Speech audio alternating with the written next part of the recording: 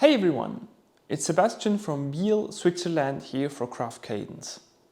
If you're into cycling, whether it's road, gravel or mountain biking, you'll probably know that the latest rage are those electric mini pumps. Here at Craft Cadence we have the E-Mini Pump Pro, which is our option on the market. It weighs in at 108 grams with a digital gauge, an extension hose, the ability to switch between PSI and bar, and a 500 mAh battery. But what does all of that mean in practice, and how does that fare for road, gravel and mountain bike tires? Today we'll dive into how tire inflation with e-pumps works between different tire types and what accounts for differences in performance and battery life. We'll cover topics such as tire pressure, size and width of different tires, how long it actually takes to inflate different tires, and how many times you can expect to refill your tire type on a full charge.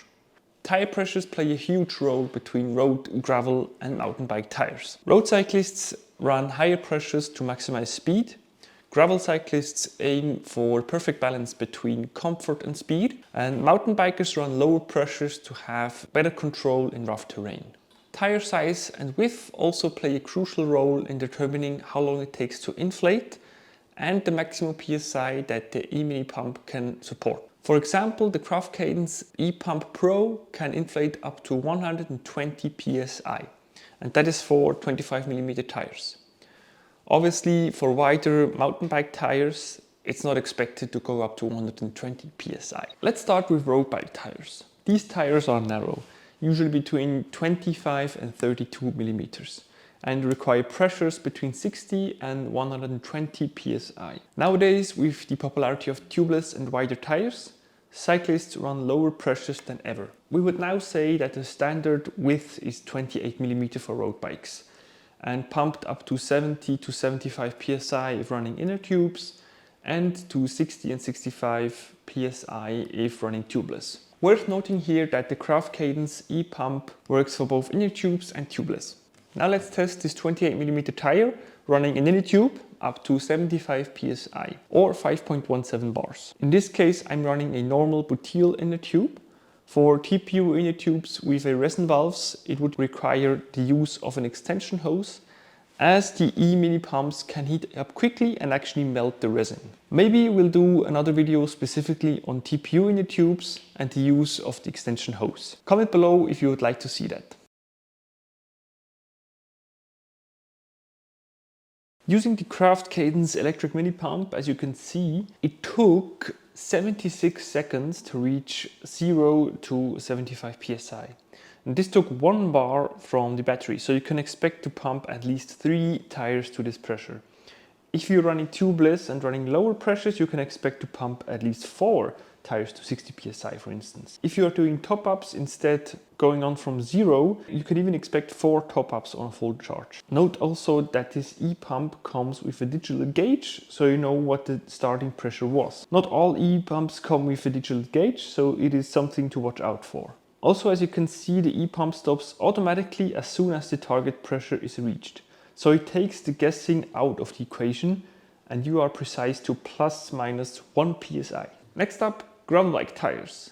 These tires are of course wider, usually between 32 and 45 millimeters, and run lower pressures between 40 and 70 psi. And those tires are more often set up tubeless. Let's test this 40mm gravel tire, which is set up tubeless, with the target pressure at 45 psi, which is in the middle of the range and should be fairly popular amongst cyclists that ride mixed terrain.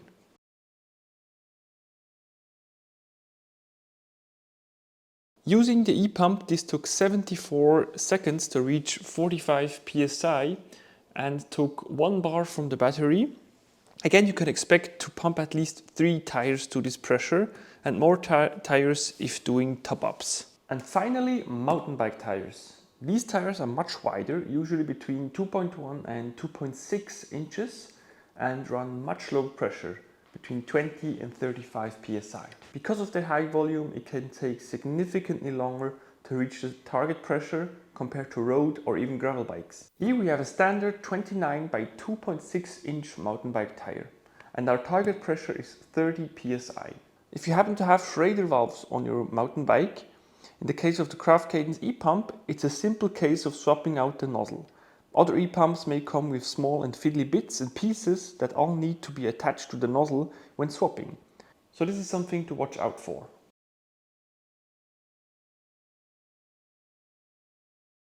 Again, using the e-pump, this took 112 seconds to reach 30 psi, and then again taking 1 bar from the battery. Once again, you can expect to inflate 3 mountain bike tires to this pressure on a single full charge. As we have hopefully demonstrated, the Cadence e-pump can work with a variety of tire types and is definitely suitable for road, gravel and mountain bike tires.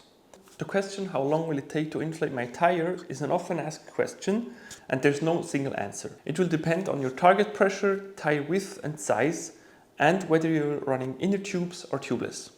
As you can see, e-pumps do have their advantages, in that it is arguably more precise with a digital gauge than pumping with CO2.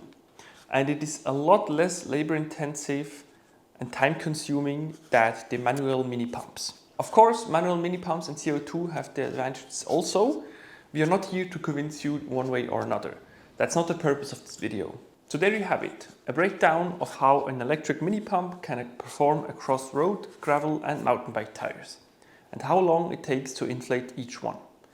Note that these tests are specifically for the Cadence mini pump, and you may get wildly different numbers from providers of other e-mini pumps. We can't really comment on those, of course. If you found this video helpful, give it a thumbs up and subscribe for more tips and demonstrations like this.